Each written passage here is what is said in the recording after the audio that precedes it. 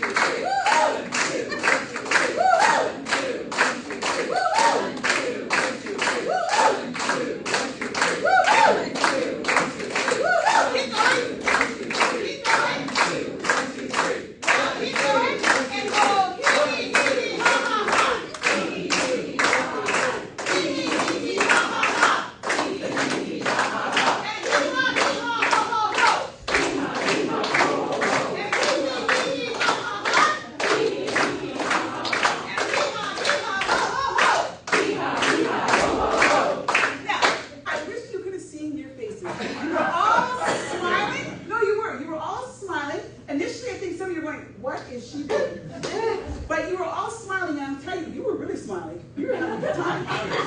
hurt. Oh.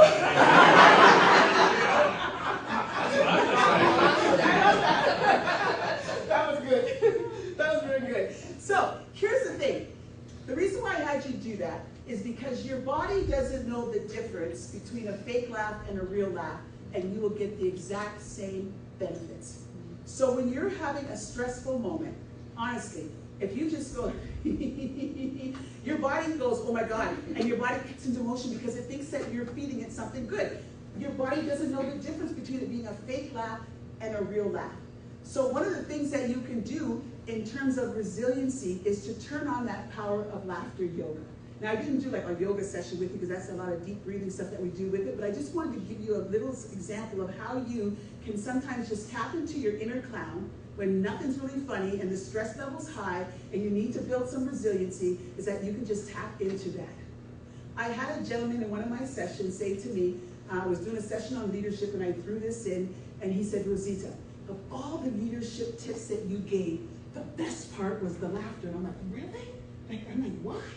And he says, because tomorrow I'm going to go and put my boss's head in between and do this. No, we're not. This is not what the laughter yoga is about. We're not going to do that. That is not what it's about. Yeah, you're not going to do that. Yeah. No, do not do that to the boss. Don't do that to the boss. Yeah, you don't want to do that. So, let's bring it back again. Maintaining a resilient mindset is critical. It's important because when you have a resilient mindset, it allows you to problem solve just a little bit easier. It helps you to maintain a more optimistic point of view, seeing life from a different angle, and it definitely allows you to zoom in on being more focused. It helps you with sort of emotional regulation. It's a powerful resource, and it's not something that only some people can have and not other people. All of us have the ability to be resilient. Most of us are resilient and don't even realize it. But the reality is we have to check in once in a while and pay attention to what's going on around us, because even though people may smile and people may go forward and people may be in action doing the work that they're going to be doing, I know from my own experiences in the nonprofit world, sometimes we suffer silently. And we don't let people know that this is a little strenuous and this is a little hard and we're doing this a lot. You know, we don't have all the resources that we have. And even when we do have the resources, we're always constantly trying to figure out how to get more and do more. So it's a lot of work. It's a lot of strain on our resources. It's a lot of strain on us emotionally, mentally, physically, spiritually. And as effective leaders, as effective staff people, we have to be aware of that, especially when we're moving forward to the future. It's always that we must pay attention that if we're going to do anything that has to do with managing or trying to deal with challenges of change, that resiliency has to be the top ticket when we're talking about how do we deal with the challenges of changes and adversity that's happening, disruptions that's happening in our organizations. So, as a recap, I just want to say this. The reality of change is all that there is. It's going to be here. We can't shift that. This is just the reality of life, of living. We need to be aware of those challenges. We need to be aware of those changes. We need to be aware of those disruptions, how it's impacting us as an organization as a whole, but also how it's impacting us individually, especially the staff who are doing the frontline stuff all the time, even our volunteers. We have to be aware of that, and what can we do to make sure that everybody maintains health emotionally, mentally, physically, and spiritually. We have to pay attention to the fact that any kind of change is happening in our lives, whether it's personally, whether it's professionally, that there will always be forces that will work against the momentum of change. Fear, the status quo, underestimating the impact that change can have on us emotionally, mentally, physically, spiritually, and then allowing the disruption to have us lose focus. We don't want to lose focus, because once you lose focus, that can cause even more stress. And then in terms of resiliency, in terms of having a resilient mindset, please pay attention, number one, to the waterline, emotionally, mentally, physically, and spiritually. Pay attention to your intellectual, social, and psychological capacity. That's number two. Number three, pay attention to the energy. The energy leaks, you have to pay attention because you don't want to lose the energy, and you have to be able to plug those energy leaks when they're happening. Pay attention to self-care and understand there's a difference between self-care and self-soothing. There's nothing wrong with self-soothing in the moment when you need to have some reprieve, But the reality is we need to be focusing on an overall health plan, and it should be a self-care plan that includes every aspect of your life, and it should be something that we're thinking about 24 hours a day, because we have to be paying attention to our thought processes, how we're hearing things, what we're watching, what we're seeing, what we're reading, what we're doing. Everything impacts our health. And finally, I think that all of us could do ourselves a favor if we learned how to laugh for no reason. And because there's going to be times when we don't have people telling us a joke or watching something funny or doing something funny, and we need to take care of our health. And the only way that we can take care of our health is understand that you do have an inner clown. Every single person in this room has an inner clown inside of them, and we have to start accessing that a little bit more through the power of laughter yoga, or any other way that you can think of when you need to release some of that laughter and there's not other people around to support you through that process. So, in closing, because I'm looking at the time, in closing, I want to say this. When change comes upon us, and it will, because it just does, this is just the reality of it, I say stay on the dance floor. Go with the movement. Go with the flow. Whatever way change is leading you, go with it. Don't stop in the middle of everything and go, I don't know what to do. Go with the flow, because when you go with the flow, you'll be amazed at the opportunities that will present themselves to you. And I'll tell you this in closing. The reason why I'm standing here today, doing what I'm doing, is because I did the dance with change. I did the dance with change. That's what I did, and that's how I ended up here. Because our organization was going through some crucial times, tons of funding cuts, and the funders were saying that there was going to be some type of conference, and they needed some representation from some of the organizations that were being impacted to come up and talk to them about the cuts that they were having. What have you been doing? What's your strategies to survive this if the funding doesn't come back? And not one person, there was an agency, a group of agencies, about 40 agencies, and no one wanted to speak. Everybody was angry because you took our funding away. Now you want us to talk? We're not talking. And I said, well, I'll talk. And so I talked. And I went up and I talked. And by the time I finished, the Hamilton Spectator had written a big article about me. And I didn't know that there was a big article about me. The next morning I got, my husband goes, I think there's an article about you in the paper. And I looked at the headline, and it said, Rosita was riveting. And I said to him, you never see somebody else with my name. That's interesting. And I didn't even read the, no, I didn't read the article, because I didn't know there was somebody there from the Hamilton Spectator. And so when I came home that night, my husband goes, you might want to look at that again. I think it's about you. And it was. And the person had wonderful things to say about me, and before I knew it, my phone was ringing because people thought I was a speaker. And so, no, really. So my phone was ringing, and I'm like, wow. And the people are saying, we need you to come and speak at this, and we need you to speak at that. Here's what I did. I told them, I will speak for you, but you hand me a check, and then I give it to my organization as a fundraiser. See, you have to be strategic. You have to think, right? And I go, yeah. So I was doing all kind of fundraising for my organization after work, on the weekends, during lunch hour, going to speak to groups, inspiring them, encouraging them, and I would take the check and I would give it to our organization. But then one day a light bulb came on. And I'm like, well, these checks are getting big. Why don't I just keep the checks? And then what happened was I ended up, because I was doing so many of them, I ended up deciding to quit my job, which I did. And so now 24 years later, I'm here doing this, and it was because I was doing the dance. There's always opportunities whenever kind of change happens. I'm not saying leave your job, that's not what I'm saying. I'm just saying watch for the opportunities, because they're always there. And when you watch for those opportunities and you make things happen, that's a part of the resiliency strategy as well. So thank you, it was my pleasure.